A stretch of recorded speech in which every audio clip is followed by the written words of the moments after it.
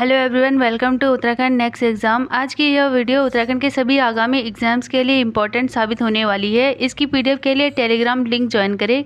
तो चलिए देखते हैं आज का पहला क्वेश्चन। पहला क्वेश्चन है कि रानी नागमती की कहानी उपन्यास है।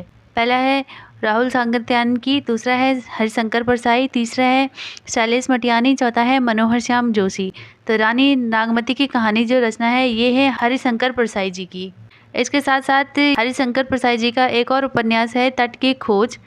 इसके साथ साथ इनकी और रचनाएं भी हैं, जैसे प्रेमचंद के फटे जूते, बहुत ही फेमस रचना है प्रेमचंद के फटे जूते, ये भी हरिशंकर परसाई जी की है। नया साल, भोलाराम का जीव, ज्वाला और जल, ये सारी रचना हरिशंकर परसाई जी की हैं।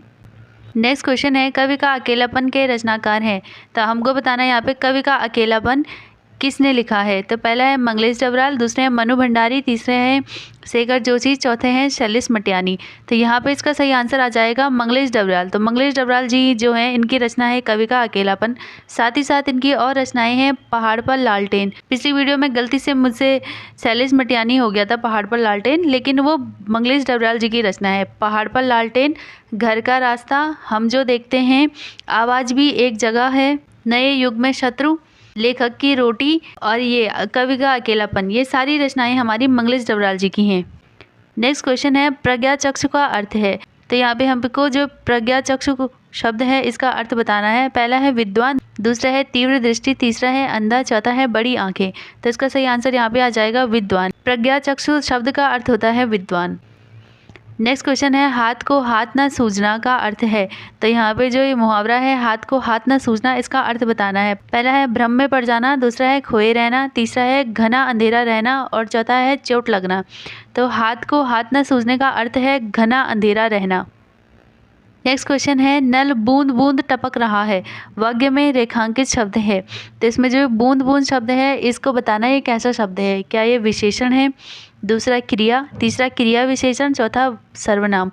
तो यह जो शब्द है यह क्रिया विशेषण है। और क्रिया विशेषण क्या होते हैं, जो क्रिया की विशेषता बताते हैं। तो इस वाक्य में हमारी क्रिया क्या है, ये टपकना। टपकना एक क्रिया है और उसकी विशेषता बता रहा है ये बूंद बूंद शब्द। तो ये क्या बन जाएगा, क्रिया विशेषण। नेक्स्ट हमारे पास निम्नलिखित में से कौन सी क्रिया द्विकर्मक नहीं है। द्विकर्मक का मतलब होता है जहाँ पे दो कर्म होते हैं उसको कहते हैं द्विकर्मक। इसमें बताना है कि नहीं है जो। पहला है राम ने मोहन को पैसा दिया, दूसरा है सेठ मुनिम को वेतन देता है, तीसरा है माँ नौकर से भोजन बनवाती है, चौथा है पिता ने पुत्र को पुस्तक दी। तो यहाँ पे जो सही आंसर है वो हो जाएगा माँ नौकर से भोजन बनवाती है। नेक्स्ट क्वेश्चन है वाक्य के घटक होते हैं। पहला है उद्देश्य और विधेय, दूसरा है कर्ता और क्रिया, तीसरा है कर्म और क्रिया, चौथा है कर्म और विशेषण। तो इसका सही आंसर आ जाएगा यहाँ पे वाक्य के दो घटक होते हैं, पहला है उद्देश्य और दूसरा है विधेय। क्वेश्चन नंबर 8 है चमू का समानार्थी शब्द है। जो चमू शब्द है इसके पर्यायवाची या समानार्थी बताना है। तो पहला है सेना, दूसरा है भोजन, तीसरा है पहाड़, चौथा है विदुरी। तो इसका चमू का जो समानार्थी या पर्यायवाची शब्द है वो हो जाएगा सेना। जो सेना है, सेना के और भी पर्यायवाची होते हैं जैसे अनी, सैन्य, कटक, चमू, कुमक, फौज, दल, वाहिनी, ये सब सेना के पर्यायवाची होते हैं। नेक्स्ट क्वेश्चन है निम्नलिखित में से कौन सा वाक्य शुद्ध है। तो यहाँ पे हमें शुद्ध वाक्य बताना है। पहला है मुझे भारी प्यास लगी है, दूसरा है उसने गालियाँ निकाली, तीसरा है मुझे ईश्वर पर विश्वास है, चौथा है हमें सावधानी लेनी होगी। तो पहला ऑप्शन देख लेते हैं, मुझे भारी प्यास लगी है। भारी प्यास नहीं होता है, मुझे बहुत ज़्यादा प्यास लगी है या बहुत प्यास लगी है। दूसरा है उसने गालियाँ निकाली, तो गालियाँ निकाली नहीं, गालियाँ दी। तीसरा है मुझे ईश्वर पर विश्वास है, तो यह हो जाएगा सही, मुझे ईश्वर पर विश्वास है। चौथा है हमें सावधानी लेनी चाहिए, तो लेनी नहीं चाहिए, हमें सावधानी बरतनी चाहिए। नेक्स्ट क्वेश्चन है इनमें से कौन पश्चिमी हिंदी की बोली नहीं है। पहला है कौरवी, दूसरी है बुंदेली, तीसरा है मारवाड़ी, चौथा है कन्नौजी। तो इसका सही आंसर यहाँ पे हो जाएगा ऑप्शन नंबर सी, मारवाड़ी। जो मारवाड़ी है ये राजस्थानी हिंदी की बोली है। जो राजस्थानी हिंदी है इसकी बोली है मारवाड़ी। जो पश्चिमी हिंदी है इसके अंतर्गत आ जाती है कौरवी, बुंदेली, कन्नौजी, साथ साथ में आ जाती है खड़ी बोली, बांगरू, हरियाणवी और ब्रज भाषा। ये भी सब पश्चिमी हिंदी के अंतर्गत आ जाते हैं। नेक्स्ट क्वेश्चन है केशव कही न जाय क कहिए, देखत तब रचना विचित्र अति, समुझी माही मन रहिए, किस कवि की पंक्तियां हैं। ये पंक्तियां जो है ये तुलसीदास जी द्वारा रचित हैं। नेक्स्ट क्वेश्चन है यहाँ पे निम्न कहावत का सही अर्थ बताइए। तो कहावत है यहाँ पे कि हथेली पर सरसों नहीं जमती। तो हर हथेली पर सरसों नहीं जमती कहावत का अर्थ हमें बताना है। पहला है असंभव कार्य की आशा करना, दूसरा है हर काम अपने समय से पूरा होता है, तीसरा है शीघ्रता से काम निपटाना, चौथा है किसी भी तरह से अपना काम बनाना। तो इसका सही आंसर हमारे पास हो जाएगा हर काम अपने समय पर पूरा होता है। जैसे जब हम सरसों को बोते हैं वो अपने टाइम पे ही उगाती है बाहर, हथेली पे नहीं जमती है सरसों, के हाथ में रखा और सरसों जम गई, अपने समय पर ही वो आएगी। तो हर काम क्या होता है अपने समय पर ही पूरा होता है, इसका अर्थ है। नेक्स्ट क्वेश्चन है तत्संकर की संधि होती। तो जो यहाँ पे जो तत्संकर शब्द है इसकी संधि बतानी है। तो इसका सही आंसर हमारे पास सीधे सीधे आ जाएगा तत्संकर। नेक्स्ट क्वेश्चन है आंख शब्द का तत्सम रूप है। तत्सम क्या होते हैं? तत्सम शब्द वे होते हैं जो सीधे सीधे संस्कृत से हिंदी भाषा में लिए जाते हैं, उनको तत्सम शब्द कहते हैं। तो आंख का तत्सम हमें बताना है। पहला है नेत्र, दूसरा है लोचन, तीसरा है चक्षु और चौथा है अक्षी। तो जो आंख का तत्सम होता है वो होता है अक्षी। नेक्स्ट क्वेश्चन है कृदंत प्रत्यय किन शब्दों के साथ जुड़ते हैं। तो पहले जान लेते हैं प्रत्यय क्या होते हैं। जो किसी भी शब्द के बाद में आते हैं उनको हम प्रत्यय कहते हैं। तो कृदंत, कृदंत से ही पता चल रहा है वैसे, फिर भी देख लेते हैं ऑप्शन। पहला है संज्ञा, दूसरा है सर्वनाम, तीसरा है विशेषण और चौथा है क्रिया। तो कृदंत प्रत्यय किसके साथ जुड़ते हैं? तो ये कृदंत प्रत्यय क्रिया के साथ जुड़ते हैं। नेक्स्ट क्वेश्चन है उत्तराखंड के बेस्ट टूरिस्ट विलेज का अवार्ड निम्न में से किसे मिला है। पहला है जखोल गांव, दूसरा है हरसिल, तीसरा है सूपी गांव, चौथा है उपयुक्त सभी। तो इसका सही आंसर हो जाएगा यहाँ पे उपयुक्त सभी। जो उत्तराखंड बेस्ट टूरिस्ट विलेज का अवार्ड है ये 4 गांवों को दिया गया है। पहला है जखोल गांव जो कि उत्तरकाशी डिस्ट्रिक्ट में स्थित है, दूसरा है हरसिल, ये भी उत्तरकाशी में है, तीसरा है सूपी गांव जो कि बागेश्वर ज़िले में है और चौथा है हमारे पास गूंजी गांव। ये जो गूंजी गांव है ये है पिथौरागढ़ ज़िले में। तो जो जखोल गांव है इसको मिला है एडवेंचर टूरिज़्म अवार्ड और हरसिल और गूंजी गांव ये दोनों गांवों को मिला है यहाँ पे वाइब्रेंट विलेज अवार्ड और जो सूपी गांव है इसको मिला है यहाँ पे agricultural tourism award. Next question है उत्तराखंड राज्य गठन के समय राज्य विधानसभा और विधान परिषद की क्रमशः कितनी सीटें थी। पहला है 25 और 11, दूसरा है 24 और 8, तीसरा है 22 और 9, चौथा है 23 और 9। तो इसका सही आंसर हमारे पास आ जाएगा 22 और 9। जब उत्तराखंड राज्य का गठन हुआ था उस टाइम पे विधानसभा की यहाँ पे 22 सीटें थी और विधान परिषद की हमारे पास 9 सीटें थी। नेक्स्ट क्वेश्चन है उत्तराखंड के प्रथम मुख्य सचिव थे। तो मुख्य सचिव बताना है यहाँ पे। पहला है नित्यानंद स्वामी, दूसरा है सुरजीत सिंह बरनाला, तीसरा है प्रकाश पंत और चौथा है अजय विक्रम सिंह। तो इसका सही आंसर यहाँ पे आ जाएगा अजय विक्रम सिंह, क्योंकि जो पहले नित्यानंद स्वामी जी हैं ये उत्तराखंड के पहले सीएम हैं, मुख्यमंत्री हैं पहले नित्यानंद स्वामी। दूसरा है सुरजीत सिंह बरनाला, ये उत्तराखंड के पहले राज्यपाल हैं और तीसरा है प्रकाश पंत, तो ये उत्तराखंड के पहले विधानसभा अध्यक्ष हैं। नेक्स्ट क्वेश्चन है राज्य में हिम प्रहरी योजना, हिम प्रहरी योजना के संबंध में विचार कीजिए। इसके बारे में हमें बताना है। तो पहला है इसका उद्देश्य राज्य पलायन को रोकना है, दूसरा है राज्य की सीमा से लगे इलाकों में भूतपूर्व सैनिकों को बसाने को प्राथमिकता देना है, तीसरा है यह योजना उन क्षेत्रों पर ध्यान केंद्रित करेगी जहां प्रवास तेजी से होता है ताकि लोग राज्य के भीतर रहें, बाहर न जाएं, और चौथा है उपयुक्त सही। तो जो ये हिम प्रहरी योजना है इसका संबंध इन सभी से है। तो ये जो हिम प्रहरी योजना है तो इसका मुख्य उद्देश्य पलायन को रोकना है और जो भूतपूर्व सैनिक हैं मतलब जितने भी रिटायर्ड लोग हैं, चाहे वो अर्धसैनिक बलों में थे चाहे वो फौज में थे, इन सब को सीमा से लगे हुए जो इलाके हैं ना, सीमांत गांव जो हैं उनको बसाने पर प्राथमिकता दी जा रही है। और ये जो योजना है तेज़ी से हो रहे जो पलायन है, प्रवास है, लोग जो छोड़ के जा रहे हैं उत्तराखंड को, उस पर ध्यान केंद्रित करना है। नेक्स्ट क्वेश्चन है निम्न में से सबसे बड़ी ठोस माप प्रणाली है। तो ठोस माप प्रणाली बताना है यहाँ पे। पहला है पाथा, दूसरा है डाल, तीसरा है कूड़ी और चौथा है विशत। तो इन सब में से जो सबसे बड़ी ठोस प्रणाली है वो है विशत, क्योंकि जब पाथा है एक पाथा बराबर होता है 2 किलो, तो एक पाथा बराबर 2 किलो। एक डाल बराबर कितना होता है 16 केजी होता है, 16 किलो होता है। और एक कूड़ी बराबर हो जाता है यहाँ पे 1 केजी, 1 केजी होता है एक कूड़ी बराबर। और विशत बराबर हो जाता है यहाँ पे 20 केजी, मतलब 20 कूड़ी के बराबर होता है विशत। तो यहाँ पे सबसे बड़ी जो माप प्रणाली हुई वो हुई यहाँ पे विशत। नेक्स्ट क्वेश्चन है नीति आयोग की रिपोर्ट के अनुसार सतत विकास लक्ष्य SDG में उत्तराखंड का देश में कौन सा स्थान है। पहला स्थान है, दूसरा स्थान है, तीसरा स्थान है या चौथा स्थान है। तो SDG सस्टेनेबल डेवलपमेंट गोल में जो उत्तराखंड का स्थान है वो है पहला, और यह उत्तराखंड ने केरल राज्य के साथ मिलकर यह उपलब्धि हासिल की है। और जो सबसे कम स्थान पर है बिहार राज्य। तो अगर सबसे ज़्यादा पूछेगा तो आप बताओगे केरल प्लस उत्तराखंड, और अगर सबसे कम पूछेगा तो आप बताओगे बिहार। नेक्स्ट क्वेश्चन है, उत्तराखंड बजट 2023-24 के अनुसार उत्तराखंड के किस जनपद में दालचीनी घाटी विकसित की जाएगी। तो दालचीनी घाटी किस जनपद में बनाई जाएगी बजट के अनुसार। तो पहला है देहरादून, दूसरा है अल्मोड़ा, तीसरा है नैनीताल और चौथा है उत्तरकाशी।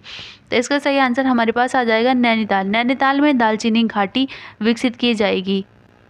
नेक्स्ट क्वेश्चन है, राज्य में विश्व बैंक योजना के तहत प्रदेश का पहला COEEAT केंद्र बनाया गया है। तो COEEAT का फुल फॉर्म है यहाँ पे centre of excellence electrical and automation technology. तो इसका पहला केंद्र कहाँ पे बनाया गया है, IIT रुड़की में, दूसरा है ITI काशीपुर में, तीसरा IIM काशीपुर या FRI देहरादून। तो इसका सही आंसर आ जाएगा यहाँ पे ITI काशीपुर। यहाँ पे बनाया जा रहा है centre of excellence electrical and automation technology. इसका उद्देश्य है कि जो BTech या पॉलिटेक्निक कर रहे हैं जो बच्चे इलेक्ट्रिकल में, उनको प्रशिक्षण प्रदान करना। नेक्स्ट क्वेश्चन है, सुंदरलाल बोगड़ा को मुंबई में वृक्ष मित्र संस्था द्वारा वृक्ष मानव पुरस्कार कब दिया गया। 2018 में, 1980 में या 1984 में या फिर 2022 में। तो इसका सही आंसर आ जाएगा यहाँ पे 1984 में। 1984 में जो सुंदरलाल बोगड़ा है, इनको वृक्ष मित्र संस्था द्वारा वृक्ष मानव पुरस्कार दिया गया। जो सुंदरलाल बोगड़ा है, इनका संबंध किससे है, तो इनका संबंध पर्यावरण से है। और इन्होंने जो चिपको आंदोलन है जिसकी प्रणेता गौरा देवी थी, उनके साथ सहयोग किया था। और जो गौरा देवी है, इनको भी वृक्ष मित्र पुरस्कार मिला है। और अगर पूछा जाएगा कि गौरा देवी को कब वृक्ष मित्र पुरस्कार मिला, तो उनको मिला है 1986 को, इनके 2 साल बाद।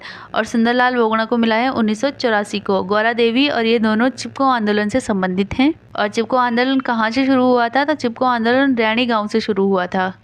नेक्स्ट क्वेश्चन है, उत्तराखंड से जेल जाने वाले प्रथम स्वतंत्रता सेनानी थे।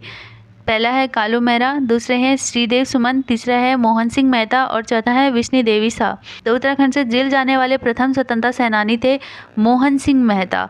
जान लेते हैं और ऑप्शंस को। तो यहाँ पे है कालू मेहरा। तो कालू मेहरा को उत्तराखंड का प्रथम स्वतंत्रता सेनानी कहा जाता है, क्योंकि ये 1857 की जब क्रांति हुई थी तो उस टाइम पे इन्होंने क्रांतिवीर नामक गुप्त संगठन बनाया था। नेक्स्ट है श्रीदेव सुमन। तो श्रीदेव सुमन आपको पता है कि इन्होंने 1939 में 1939 में टेरी राज्य प्रजामंडल की स्थापना की थी। और भूख हड़ताल में 25 जुलाई 1944 को इनकी डेथ हो गई थी। और यहाँ पे है विष्णु देवी शाह। विष्णु देवी शाह जो है उत्तराखंड में स्वतंत्रता संग्राम के दौरान जेल जाने वाली प्रथम महिला थी। तो अगर पूछा जाएगा कि जेल जाने वाली प्रथम महिला कौन है, तो आप बताओगे विष्णु देवी शाह। अगर पूछा जाएगा कि प्रथम स्वतंत्रता सेनानी कौन थे, तो आप बताओगे मोहन सिंह मेहता। नेक्स्ट क्वेश्चन है, यदि A का अर्थ गुणा है, D का अर्थ धन है, K का अर्थ भाग है और N का अर्थ माइनस है, तो 20D 15A 6N 13A 4। इसको सॉल्व करना है हमको। तो 20D का अर्थ यहाँ पे है प्लस, उसके बाद दिया है 15A का अर्थ है यहाँ पे गुणा, फिर दिया है 6 और फिर दिया है n। तो n का मतलब है यहाँ पे माइनस, और दिया है 13 और a का अर्थ है यहाँ पे गुणा 4। तो हम यहाँ पे लगाएंगे बॉड मास का नियम, जो हमने बचपन में पढ़ा था। बॉड मास में B का मतलब होता है ब्रैकेट, O का मतलब होता है ऑफ, D का मतलब होता है डिवाइड, M का मतलब होता है मल्टीप्लाई, A का मतलब होता है ऐड करना और S का मतलब होता है सब्सट्रैक्ट करना। मतलब यहाँ पे भाग करना, गुणा करना, जोड़ना और घटाना। तो जो ऑफ और ब्रैकेट है ये तो बहुत कम ही आते हैं, तो इसको इस अकॉर्डिंग करेंगे। सबसे पहले हम डिवाइड करेंगे, फिर हम मल्टीप्लाई करेंगे, फिर ऐड करेंगे, फिर सब्सट्रैक्ट करेंगे। तो सबसे पहले मल्टीप्लाई कर लेते हैं। तो 13 चौको हो जाएगा यहाँ पे 54, माइनस 15 छक्के हो जाएगा 90, प्लस आ जाएगा यहाँ पे 20। और फिर इसके बाद क्या करना है, ऐड करना है। तो सीधे सीधे इन दोनों को ऐड कर लेंगे। तो 90 और 20 हो जाएगा 110, माइनस यहाँ पे हो जाएगा 54। तो जब 110 में 54 माइनस करेंगे तो हमारे पास सीधे सीधे आंसर आ जाएगा यहाँ पे 58। नेक्स्ट क्वेश्चन है, निम्नलिखित में से भिन्न की पहचान कीजिए। तो इनमें से कौन सा अलग है, तो देख लेते हैं। पहले जो A है वो आता है पहले स्थान पर, ई है वो आता है 5वें स्थान पर, जो आई है वो आता है यहाँ पे 9वें स्थान पर, और जो एम है वो आता है 13वें स्थान पर। तो 1 से लेके 5 तक यहाँ पे 4 का गैप है, 5 से लेके 9 तक यहाँ पे भी 4 का गैप है, फिर 9 से 13 यहाँ पे भी 4 का गैप है। फिर आता है बी आता है दूसरे स्थान पर, और एफ आता है यहाँ पे 6वें स्थान पर, और जे आता है यहाँ पे 10वें स्थान पर, और एन आता है यहाँ पे 14वें स्थान पर। तो इनके बीच भी 4-4 का गैप है।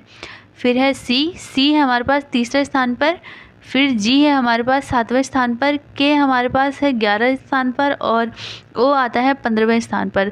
तो इनके बीच भी हमको सीधे सीधे दिख रहा है कि 4-4 का गैप है। इसके बाद आता है एफ़ जो है वो आता है 6वें स्थान पर, और डी आता है हमारे 4थे स्थान पर। तो जब 6 से 4 में जाएंगे तो ये -2 हो रहा है, तो ये क्या आ जाएगा, ये डिफरेंट आ जाएगा इन सब में से। तो इसका सही आंसर आ जाएगा हमारे पास यहाँ पे FDKK, ये जो है इन सब से अलग है। नेक्स्ट क्वेश्चन है, जो फादर शब्द है में कौन सा अक्षर उसी स्थान पर है जिस पर वर्णमाला में है। तो वर्णमाला में उसी स्थान पर आपको बताना है। तो देख लेते हैं, पहले लिख लेते हैं FATHER, इसको देख लेते हैं। तो सीधे 1 2 3 4 5 और 6, तो इसमें से जो ए है वो पहले स्थान पर आता है, एफ तो आता नहीं पहले स्थान पर, टी भी तीसरे पे नहीं आता ये। तो सीधे सीधे हमें यहाँ पे दिख रहा है कि जो ई है, जब हम ABCDE बोलते हैं तो ई हमारे पास 5वें स्थान पे आता है, और यहाँ पे भी ये 5वें स्थान पे ही आ रहा है। तो सीधे सीधे इसका आंसर हमारे पास आ जाएगा ई। नेक्स्ट क्वेश्चन है कि विकल्प में दी गई कौन सी आकृति प्रश्न सूचक के स्थान पर आएगी। तो ये हमारे पास प्रश्न आकृतियाँ हैं और ये उत्तर आकृतियाँ हैं। तो इसका आंसर आप मुझे कमेंट बॉक्स में बताओगे।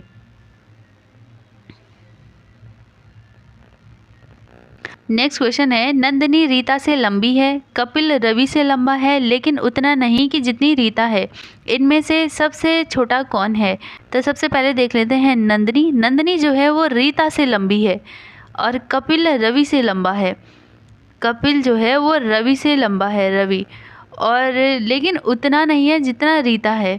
तो सबसे छोटा इनमें से कौन आ गया। तो सबसे छोटा इनमें से कौन आ गया, रवि आ गया।